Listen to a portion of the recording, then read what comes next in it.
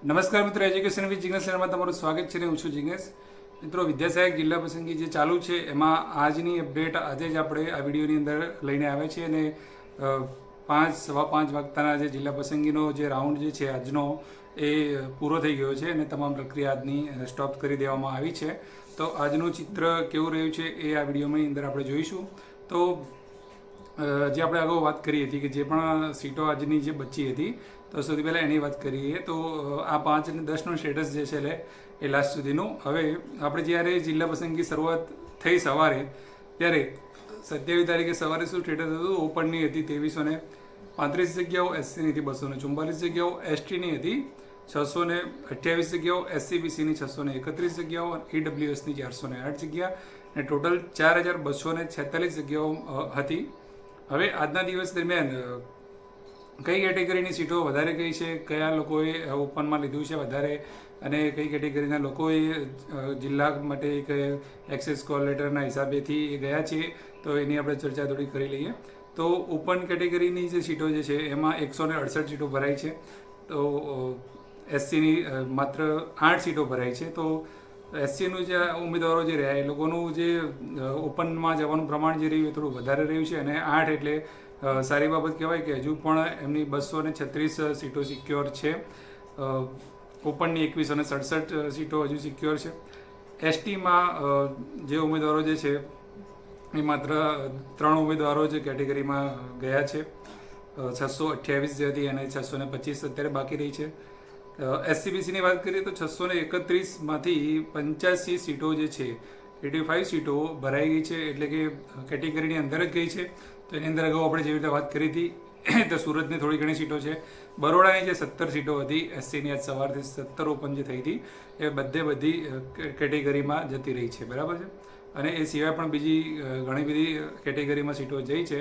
તો એમ કરીને 85 જેવી સીટ જે છે એ એસસીબીસીની ઓબીસીની કેટેગરીમાં જઈ છે અને હાલમાં જે છે 546 જેટલી સીટો કેટેગરીની બાકી રહી છે. ઈડબ્લ્યુએસની વાત કરીએ તો 408માંથી 38 સીટો જે છે એ જઈ છે કેટેગરીની અને સામે 370 હવે કેટેગરીમાં બાકી રહી છે. એવી રીતે ટોટલ આપણે ગણીએ તો 4246 જે સવારે હતી એમાંથી આજે 302 લોકોએ જિલ્લા પસંદગી આજે કરી છે અને 3944 જે સીટો જે રહી એ બાકી રહી છે. તો હવે આપણે વાત કરીએ કે જે રીતે આ કેટેગરીની વાત જે છે કે ભાઈ એસસી કેટેગરીમાં તમે જોયું કે મોટાભાગના ઉમેદવારો ઓપનમાં લઈ રહ્યા છે અને સામે તમે બીજી કેટેગરીમાં જોઈ શકો છો કે એસસીબીસી હોય કે ઈડબ્લ્યુએસ હોય. હવે અહીંયા આપણે એસટી કેટેગરીની વાત નહીં કરીએ કેમ કે એસટી કેટેગરીના તો આખા જે 3500 જે રહે એની અંદર માત્ર 25 ઉમેદવારો છે. તો એ 2-3 સીટો આમથી આમ જવાની છે ને એ લોકોને કંઈ એટલું બધું નુકસાન પણ છે નહીં. એટલે આપણે ખાસ કરીને 3 કેટેગરીની વાત કરીએ તો એસસી, ઈડબ્લ્યુએસ અને ઓબીસી. તો ત્રણેય કેટેગરીમાંથી જે એસસીનું જે કેટેગરીના ઉમેદવારોનું પરફોર્મન્સ જે રહ્યું ઓપનમાં જવાનું એ સારું રહ્યું છે ઓપનની સીટોમાં અને 236 સીટો હજુ પણ એ સિક્યોર છે. હવે વાત કરીએ કે આજે જે ગેરહાજરનું પ્રમાણ હતું એ સવારે જ્યારે રાઉન્ડ ચાલુ થયો એ જે ગઈકાલે હતું એ જ પ્રમાણેનું જ વલણ હતું. બપોર સુધીની જે બેચો ચાલી એની અંદર ખૂબ જ ગેરહાજરીનું પ્રમાણ હતું, પણ જેવી બપોર પછીની જે બેચ ચાલુ થઈ એની અંદર 1-2 એવા જ ગેરહાજર લોકો હતા અને 1-2 લોકો ચાલુ નોકરીવાળાને એવા હતા. તો બપોર પછીની જે બેચ ચાલુ થઈ એની અંદર કેટેગરીના જે રહ્યા એ વધારે લોકો કેટેગરીની સીટમાં ગયા છે. તો આપણે 1 વાગ્યાનું જે અપડેટ તમને આપ્યું હતું તો 1 વાગ્યામાં તમે જોઈ શકો છો કે ભાઈ જે ઓબીસીની સીટો હતી એની પછી જે 1 વાગ્યા પછી જે ઘટાડો થયો છે એ વધારે નોંધપાત્ર ઘટાડો થયો હતો. તો સવાર કરતાં બપોર પછીનો ઘટાડો વધારે થયો હતો. તો હવે આજે 27 તારીખનો એન્ડ થયો છે. તો આવતીકાલે 28, 29 અને 30 આ 3 દિવસ જે રહ્યા એ નક્કી કરશે કે કેટેગરીનો બીજો રાઉન્ડ આવશે કે કેમ.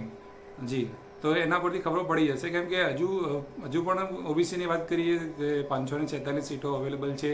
તો આપણે રોજની કદાચ 100 સીટો આપણે હજુ પણ કેટેગરીની અંદર જતી જોઈએ છીએ.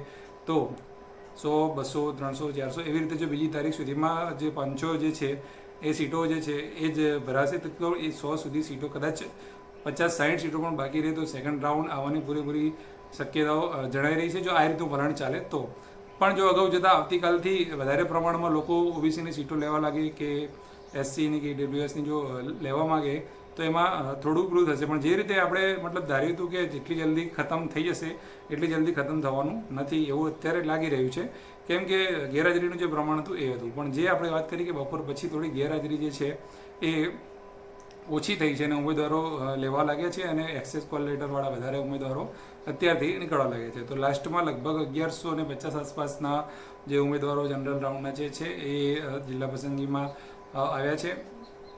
અને અગાઉ પણ જે વાત કરી હતી કે ભાઈ જિલ્લાની જગ્યા જે છે હોય છે એ જ લોકો જોઈને અમુક પસંદ કરતા હોય છે. ઘણા લોકો કેટેગરી જોતા પણ નથી, એટલે કે ઓપન અને કેટેગરી બંને અલગ અલગ જિલ્લા એમના જે હોય છે, તો એ જે જિલ્લામાં જવું હોય ત્યાં ઓપનની જગ્યા ના હોય તો એ કેટેગરીમાં પસંદ કરે છે. બરાબર છે. તો આ જે છે આજનો એ સાર છે. તો કામ સારું લાગ્યું હોય, તમને રિપોર્ટ જે આપ્યો છે એ સારો લાગ્યો તો લાઈક જરૂરથી કરજો, શેર જરૂરથી કરજો અને તમારું જે મંતવ્ય છે એ કોમેન્ટ કરવાનું ભૂલતા નહીં. તમે પણ જો ઉમેદવાર હોય અને તમારે પણ જો આ 2 તારીખ સુધીમાં ત્યાં જવાનું હોય તો તમારે કઈ તારીખે જવાનું છે, તમારે એક્સેસ કોલ લેટર છે કે કેમ, તમામ માહિતી કોમેન્ટમાં જરૂરથી જણાવજો. બાકી આવતીકાલની એટલે કે જે પણ જે અપડેટ હશે એ આપણે આપણા ગ્રુપમાં તો તમને આપીએ જ છીએ અને સાથે સાથે વિડીયો દ્વારા પણ આપણે એનું વિશ્લેષણ કરીને તમને સમજાવીએ છીએ. તો વિડીયોને લાઇક કરવાનું ભૂલતા નહીં, શેર કરવાનું ભૂલતા નહીં. નવા વિડીયોમાં ફરીથી મળીશું. જય હિન્દ, જય ભારત. Thank you.